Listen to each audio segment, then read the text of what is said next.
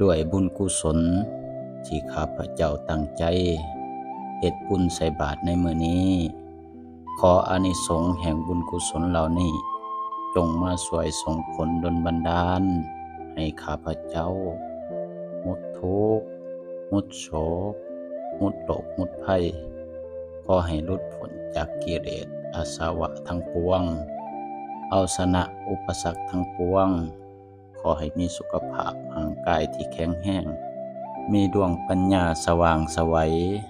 ขอให้ชีวิตของข้าพเจ้าและครอบครัวของข้าพเจ้าเพียบพร้อมสมบูรณ์ไปด้วย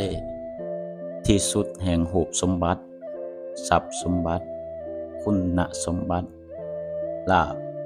ยศสรรเสริญสุขให้เหลือกินเหลือใช้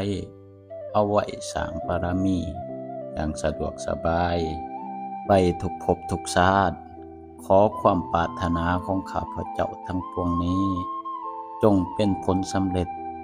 จงเป็นผลสำเร็จจงเป็นผลสำเร็จ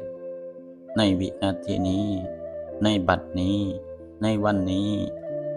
ขอจงสมความปรารถนาทุกประการด้วยเถิดนิพพานะ